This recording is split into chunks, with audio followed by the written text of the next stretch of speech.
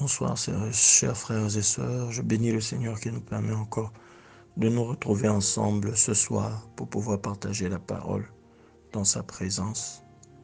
Je voudrais d'abord que nous puissions prier un instant. Nous allons prier et lever nos voix.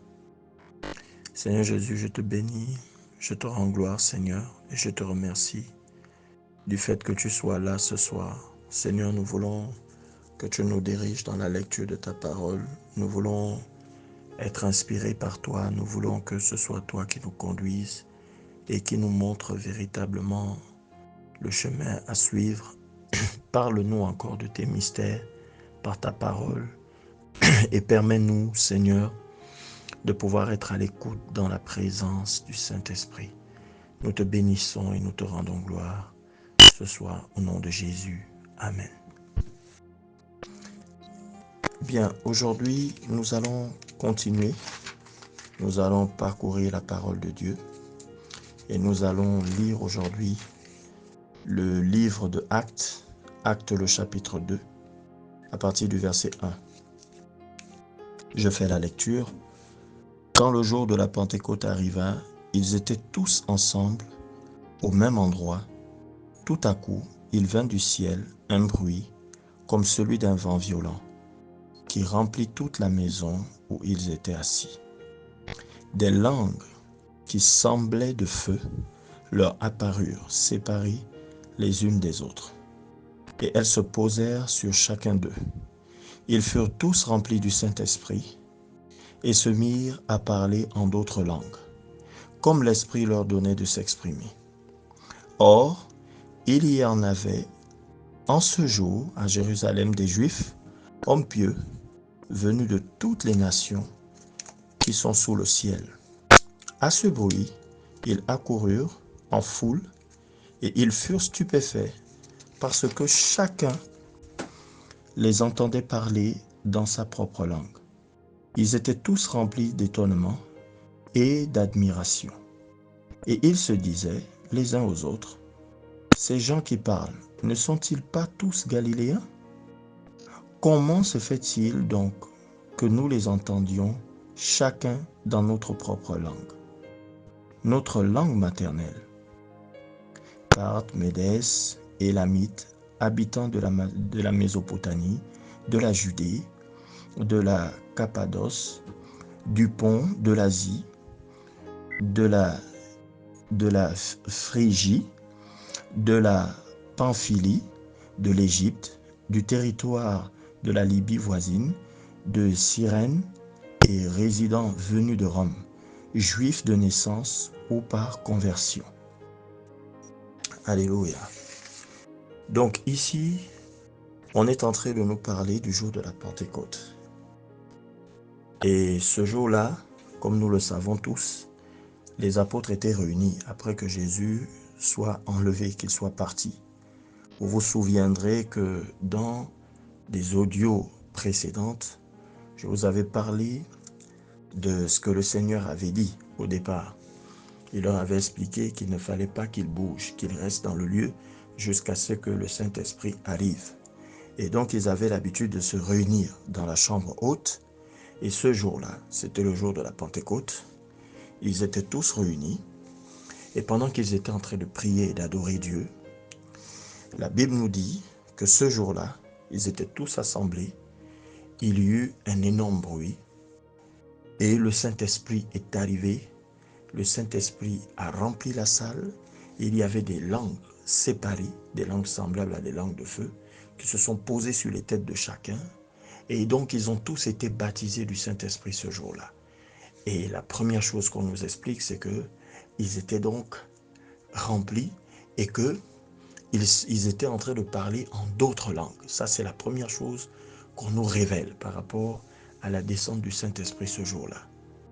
Mais si vous lisez bien, on va aller plus loin encore. On va se rendre compte que toutes les personnes qui sont arrivées ce jour-là, qui venaient de partout, et les entendaient parler dans leur langue maternelle, évidemment, mais que surtout, après toutes ces choses-là, Pierre est sorti, et Pierre, qui n'avait pas de courage, a eu le courage de parler publiquement. Et ce jour-là, il y a eu près de 3000 personnes qui se sont converties.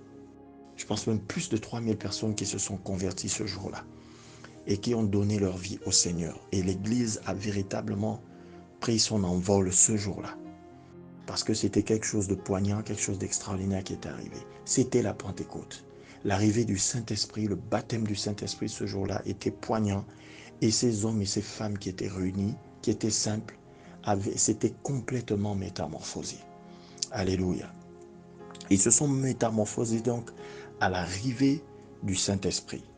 Et donc aujourd'hui, il va être encore question du Saint-Esprit par rapport à notre étude, à l'enseignement que nous allons recevoir aujourd'hui. Alors j'aimerais que sans plus tarder, nous partions dans le livre de 1 Corinthiens. 1 Corinthiens, le chapitre 12. Voici ce que la Bible nous dit.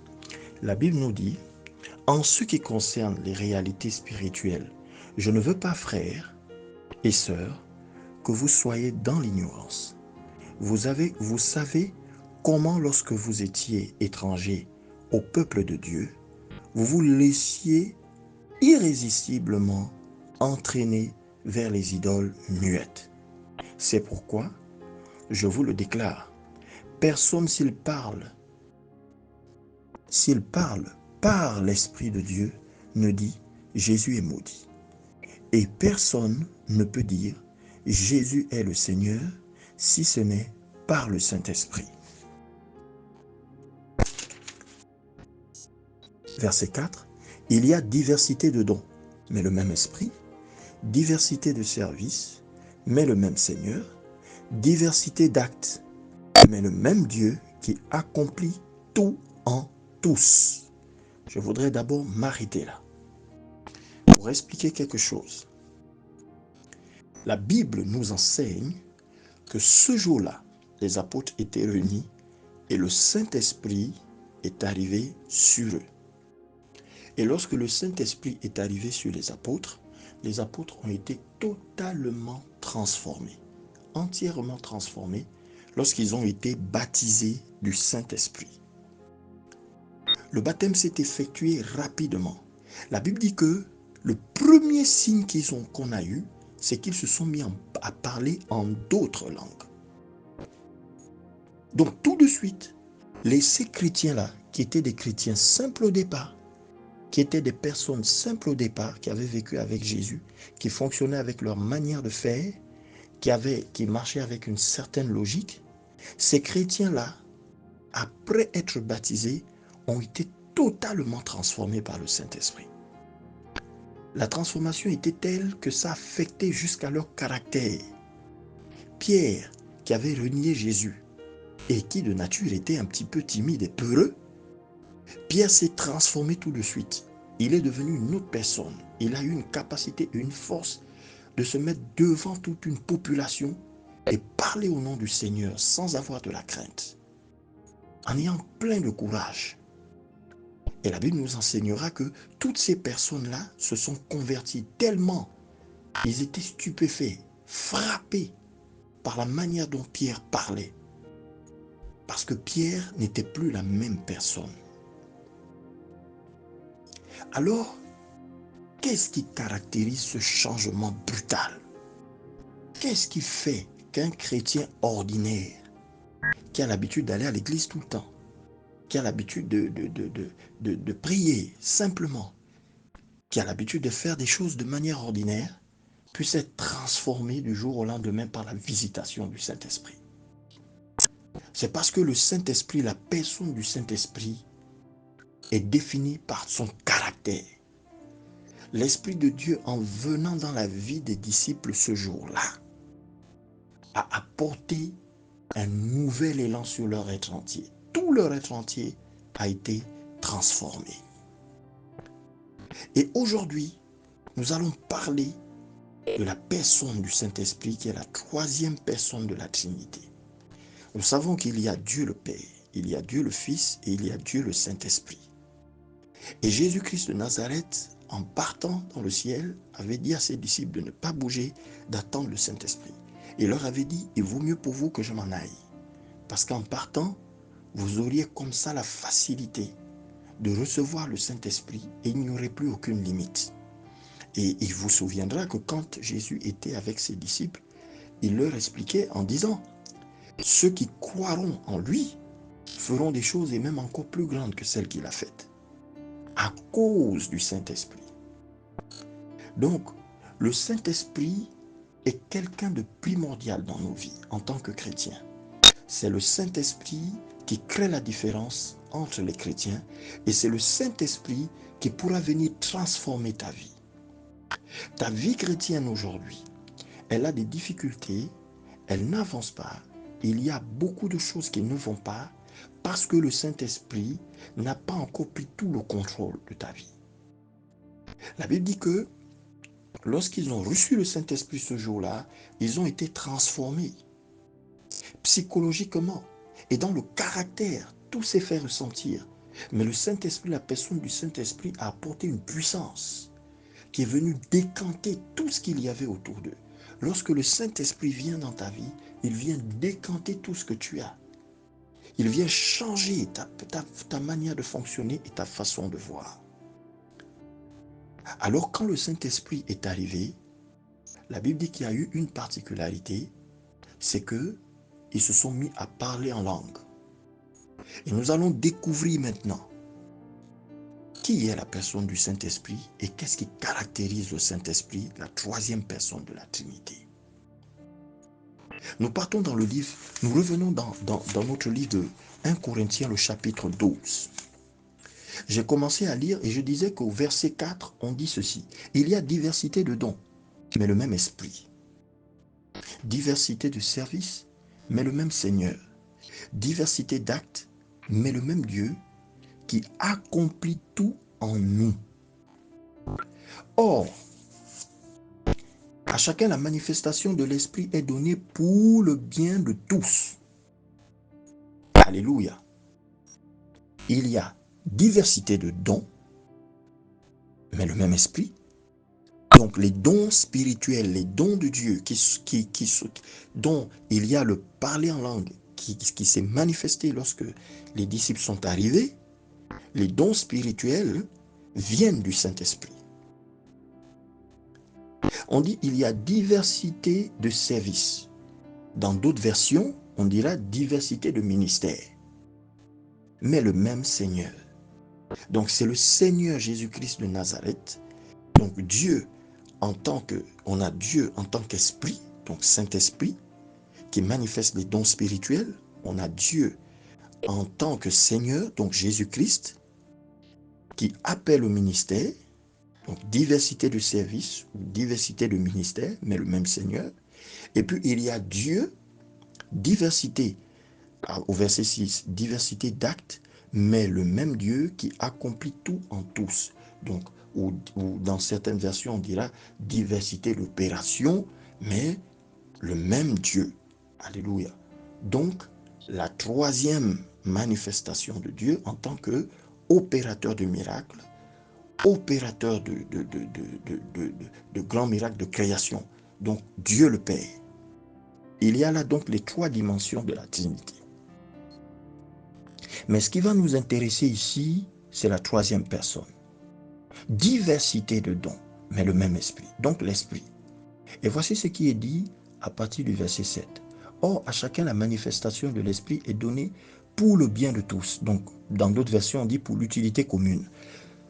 En effet, à l'un est donné par l'esprit une parole de sagesse, à un autre une parole de connaissance, selon le même esprit, à un autre la foi par le même esprit, à un autre les dons de guérison par le même esprit, à un autre la possibilité de faire des miracles, à un autre la prophétie, à un autre le discernement des esprits, à un autre la diversité des langues, à un autre l'interprétation des langues.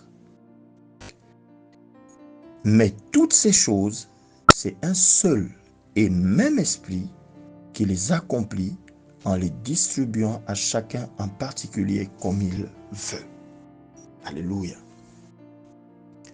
Ici donc, on nous parle des caractéristiques de la manifestation du Saint-Esprit à partir de nous, à travers les chrétiens. On nous dit donc ici, si vous regardez les dons qui ont été cités, ils sont au nombre de 9.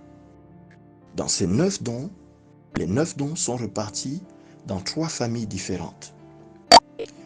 Je suis sûr que beaucoup d'entre nous connaissons déjà ces choses-là. Mais je vais d'abord partir avec la base pour expliquer et rentrer dans les profondeurs. Nous partons d'abord là-dessus. Nous disons que il y a 9 dons. Si vous comptez bien les dons qui ont été cités, il y en a 9. Et ces 9 dons sont répartis dans 3 familles. Nous le savons.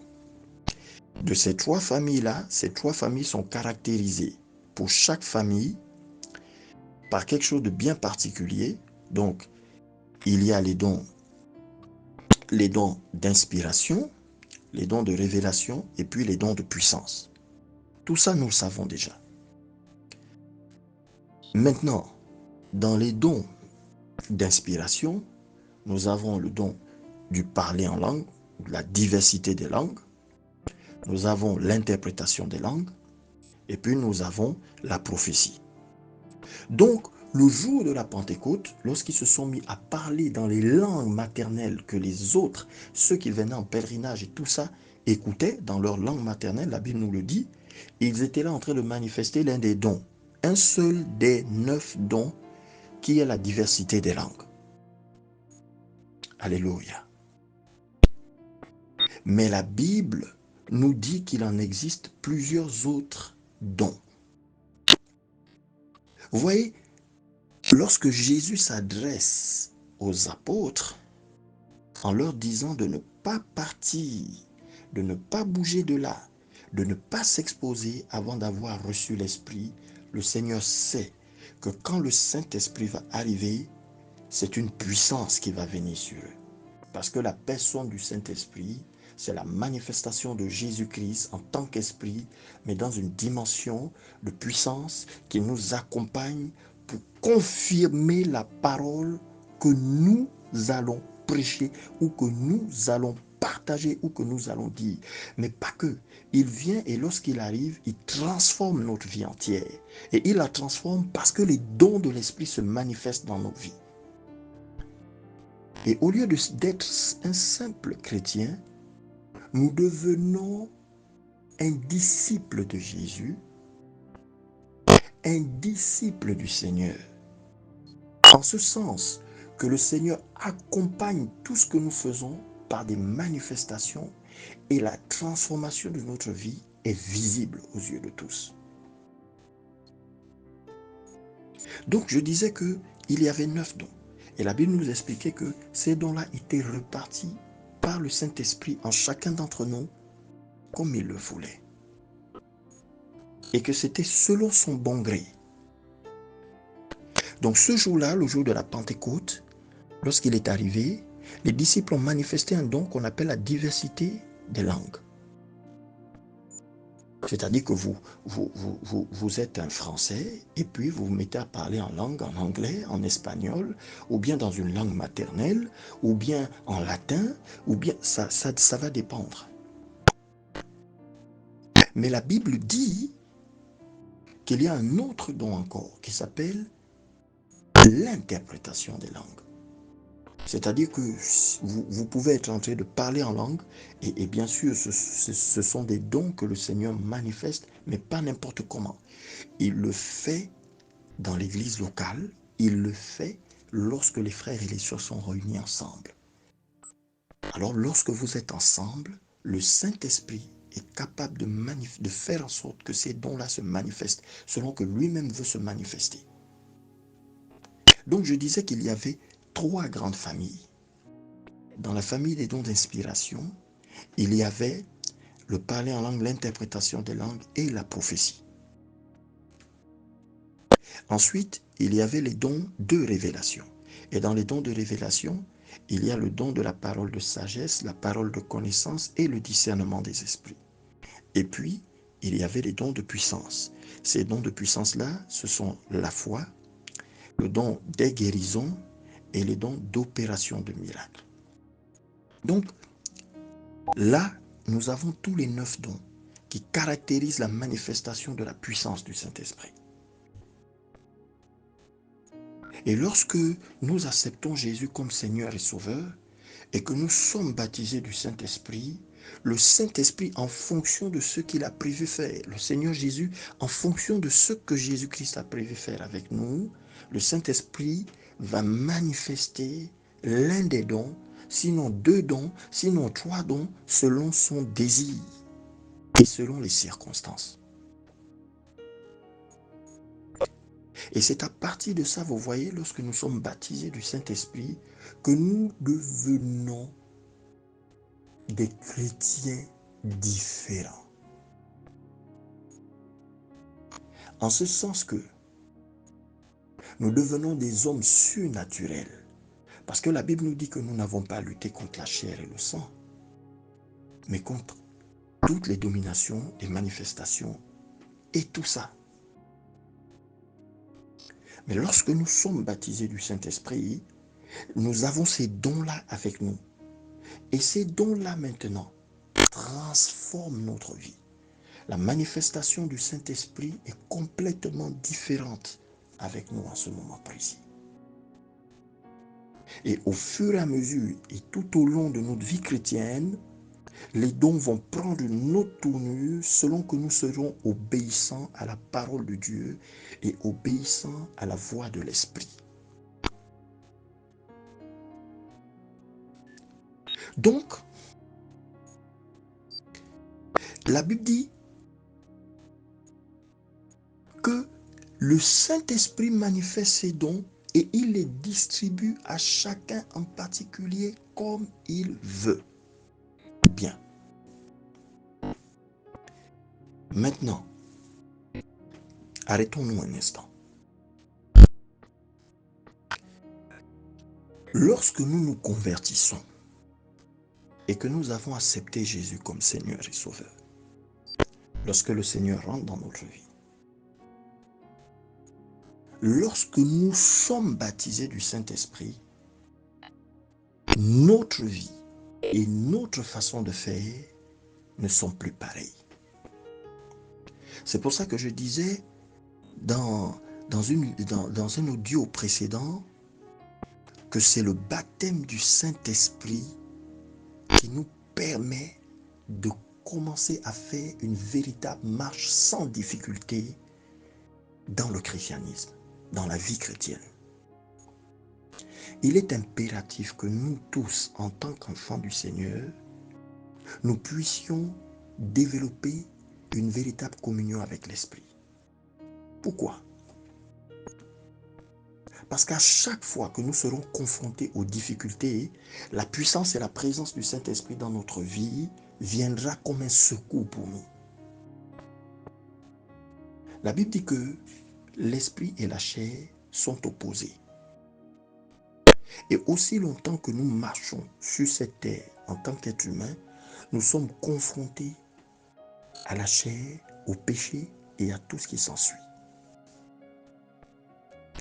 Mais le fait d'avoir le Saint-Esprit dans nos vies, le Saint-Esprit vient comme un secours pour nous.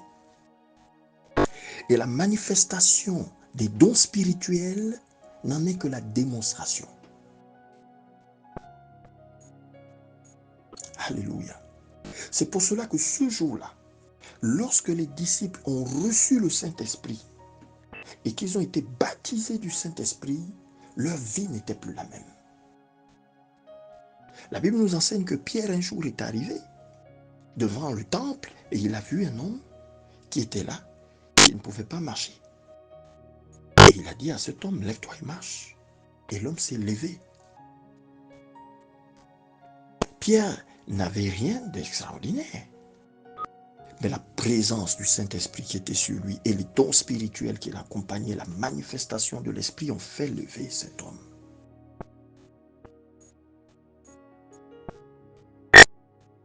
Le Seigneur dit que lorsque nous devenons ces véritables disciples, l'Esprit de Dieu, nous accomplirons les choses comme il l'a fait.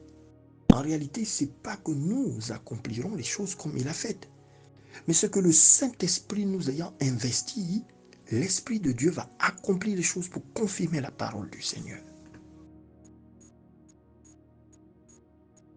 Est-ce que depuis que tu es chrétien, il y a des mêmes choses qui t'embêtent? Est-ce que depuis que tu es chrétien, tu ressens toujours les mêmes difficultés? Tu as l'impression que lorsque tu marches et lorsque tu fonctionnes avec le Seigneur, c'est comme si tu n'avançais pas. Il y a des mêmes choses sur lesquelles tu reviens chaque année, année après année, mois après mois. Les mêmes problèmes qui se superposent. Je te le dis ce soir. La présence du Saint-Esprit dans ta vie a la possibilité et la puissance de décanter toute situation. Alléluia. Alors ce jour-là, le jour de la Pentecôte, tout avait changé. Alléluia. Tout avait changé pour les disciples. Les disciples ce jour-là ont été visités par l'Esprit et ils n'ont plus été les mêmes. Ce soir, le Saint-Esprit va te visiter, toi qui entends cet audio. Et je te dis que ta vie chrétienne ne sera plus la même. Et si tu n'as jamais connu le Seigneur, ce soir, tu vas être visité par l'Esprit. Et je te dis que quelque chose va se passer dans ta vie. Parce que le Saint-Esprit, lorsqu'il vient te visiter, il transforme ta vie. Donc ce jour-là, les disciples ont été totalement transformés. Mais une fois que nous avons reçu l'Esprit, et que l'Esprit est venu dans nos vies, qu'il nous a baptisés, qu'il nous a transformés, et que les dons spirituels sont venus à nous. Alléluia. J'ai cité ici, j'ai dit qu'il y en avait 9. J'ai parlé de dons d'inspiration, il y en avait 3. J'ai parlé des dons de révélation, il y en avait 3. Et j'ai parlé des dons de puissance, il y en avait 3. Alléluia. J'aurai l'occasion, lors d'un autre audio, de développer en profondeur là-dedans. Et je sais que certains parmi vous qui écoutent ont déjà eu des enseignements sur les dons spirituels. Mais ce qui m'intéresse ici, c'est de parler surtout de quelque chose bien particulier concernant l'esprit et concernant la manifestation des dons spirituels. Alléluia. Lorsque nous acceptons Jésus et que nous recevons le Saint-Esprit et que les dons de l'Esprit viennent sur nous, il y a encore quelque chose que nous devons faire pour que les dons de l'Esprit, la manière dont l'Esprit se manifeste avec nous, puissent encore grandir. Alléluia. Et nous allons voir ça. Nous allons dans le livre de Éphésiens. Éphésiens, le chapitre 4, à partir du verset 17. Voici ce qui est dit. Je lis. Voici donc ce que je dis et ce que j'affirme dans le Seigneur. Vous ne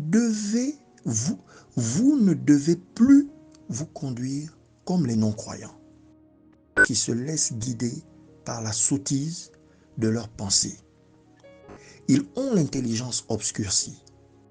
Ils sont étrangers à la vie de Dieu à cause de l'ignorance qui est en eux, à cause de l'endurcissement de leur cœur.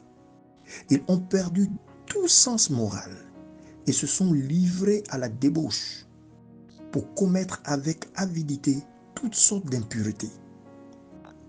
Mais vous, ce n'est pas ainsi que vous avez appris à connaître Christ, si du moins c'est lui que vous avez écouté. Et si c'est en lui que vous avez été enseigné conformément à la vérité qui est en Jésus, on vous a enseigné à vous débarrasser du vieil homme qui correspond à votre ancienne manière de vivre et se détruit sous l'effet de ses désirs trompeurs. À vous laisser renouveler par l'Esprit dans votre intelligence et à vous revêtir de l'homme nouveau, créé selon Dieu dans la justice et la sainteté que produit la vérité. Alléluia. Donc ici, les choses sont très claires. On nous explique que lorsque nous nous convertissons, que nous sommes chrétiens, que nous avons été baptisés du Saint-Esprit, il y a encore une autre marche à tenir. Nous devons maintenant appliquer la parole et rester dans la vérité de la parole. La Bible nous enseigne que nous ne devons plus mener cette double vie et cette ancienne vie. C'est-à-dire être guidé par les sottises de nos pensées, donc être guidé par nos pensées. En réalité, ce que la Bible nous enseigne, c'est que, au-delà de tout, pour que les dons spirituels que nous avons reçus puissent continuer à grandir en nous et que nous puissions continuer à être transformés par l'Esprit de Dieu, nous devons maintenant appliquer la parole. C'est-à-dire que nous devons vivre selon la parole. Nous devons éviter les calomnies. Nous devons éviter les critiques. Nous devons éviter de vivre selon nos pensées perverses. Nous devons éviter toutes ces choses-là. Mais la Bible ne s'arrête pas là. La Bible dit ceci encore. À partir du verset 28, que celui qui volait cesse de voler, qu'il se donne plutôt à la peine de travailler honnêtement de ses propres mains pour avoir de quoi donner à celui qui est dans le besoin. Qu'aucune parole malsaine ne sorte de votre bouche, mais seulement de bonnes paroles qui, en fonction des besoins, servent à l'édification et transmettent une grâce à ceux qui les entendent. La Bible nous dit ici que nous devons faire attention. Lorsque vous avez été baptisé du Saint-Esprit, lorsque nous marchons avec le Saint-Esprit fait attention à toutes les failles. Et le Seigneur ici nous explique quelque chose de très simple. Il dit que nous devons faire quoi? Nous devons éviter de calomnier, nous devons éviter de parler la bouche. Nous devons faire attention à ce qui vient maintenant, ce qui sort de nous. Donc, nous devons tenir notre langue en bride. Nous devons tout faire pour essayer de nous contrôler dans ce que nous disons. Nous devons renoncer au mensonge, nous devons renoncer au vol, c'est ce qu'il explique. Mais il y a encore autre chose que le Seigneur dit. À partir du verset 26, si vous vous mettez en colère, ne péchez pas que le soleil ne se couche pas sur votre colère et ne laissez aucune place au diable. Alors s'il y a une chose qui peut faire en sorte que nous puissions avoir des soucis avec le Saint-Esprit, avec le Seigneur, c'est bien la colère. Lorsque nous nous mettons en colère, nous nous exposons à Satan. Lorsque nous nous livrons à la colère, nous nous livrons à Satan. La Bible dit qu'avant que le soleil ne descende, il faut que ta colère disparaisse. Pourquoi? Parce que si tu restes dans la colère, le mal s'installe dans ton cœur. Et quand le mal s'installe dans ton cœur, la haine prend la place. Alléluia. Et la haine ne vient pas de Dieu. Et l'esprit ne fonctionne pas de connivence avec ça. Alléluia. Il ne fonctionne pas de connivence avec cela. Mais l'esprit fait autre chose. L'esprit fait autre chose. Alléluia. L'esprit fait autre chose. L'esprit fait autre chose. L'esprit va commencer à baisser avec toi. Si tu restes dans tout ce qui est mal, l'Esprit de Dieu et les dons spirituels diminuent. C'est pourquoi vous voyez, il y a des personnes qui, au départ, avaient quelque chose de bien particulier. Ces personnes-là faisaient comment? Ces personnes-là avaient des dons. Ces dons-là se manifestaient. Alléluia. Ils étaient utilisés par l'Esprit. Ces dons se manifestaient. Mais qu'est-ce qui s'est passé au fil des temps? C'est que comme ils ont commencé à ne pas obéir à la parole, la puissance de l'esprit s'est diluée et a commencé à diminuer. L'esprit ne t'utilise plus comme il le faisait au début. Alléluia. Il ne le fait plus. Il ne t'utilise plus comme il le faisait au début. L'Esprit de Dieu va prendre une autre formule avec toi. tu vas remarquer que la puissance de l'esprit va baisser, baisser, baisser et continuer de baisser. Alléluia. Donc si nous voulons avancer avec Dieu, et si nous voulons rester connectés à l'esprit, et si nous voulons être utilisés par le Saint-Esprit, avec les dons qu'il nous a donnés, nous devons faire attention à la manière dont nous marchons et à la façon dont nous appliquons la parole de Dieu. Nous devons faire attention à la colère. Nous devons faire attention au mensonge. Nous devons faire attention à ne pas appliquer tout ce que nous avons dans nos pensées, tout ce qui est perversé, tout ce qui suit. Lorsque vous allez lire tout le passage jusqu'à la fin, vous vous rendrez compte de quelque chose de bien précis. C'est que ce qui se passe, c'est qu'à un moment donné, eh bien, il arrive quelque chose. Il arrive quelque chose. C'est que le Saint-Esprit, juste en dessous, au verset 29, alléluia, au verset 30, on nous dit de ne pas attrister le Saint-Esprit. Parce que le Saint-Esprit, il s'attriste.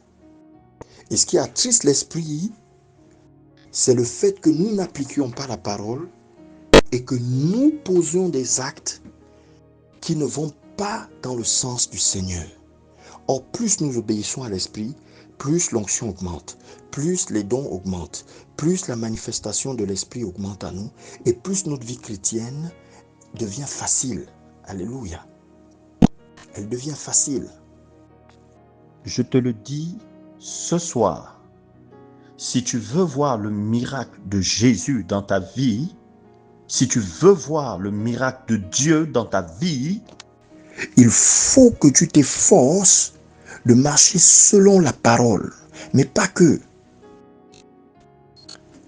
Si tu veux que les dons continuent à se manifester à travers toi, il faut aussi que tu laisses l'Esprit te travailler et te transformer et ne pas faire seulement comme toi tu le veux. Alléluia.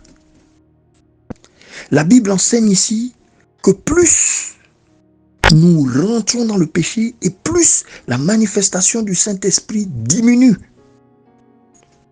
Mais plus nous obéissons, plus la manifestation de l'Esprit augmente en nous. Et les dons spirituels augmentent en nous. Alléluia. As-tu une difficulté aujourd'hui? Es-tu dans les problèmes aujourd'hui? Es-tu malade? Y a-t-il quelque chose qui ne va pas chez toi? Je te le dis aujourd'hui, frère, sœur, l'Esprit va te visiter ce soir. Jésus va venir ce soir et Jésus va te visiter et Jésus va transformer ta vie. Il suffit maintenant qu'après ce message, tu rentres dans ta chambre, tu restes à l'écart tout seul et tu appelles l'Esprit, que tu dises à l'Esprit, je sais que tu es avec moi. Tout ce que j'avais perdu au départ, je crois que tu les réanimes. Tout ce que j'avais perdu, je crois que tu les réanimes. Je crois que tu fais de moi celui que j'étais avant. Que tu dises au Seigneur, voici mon problème, Saint-Esprit.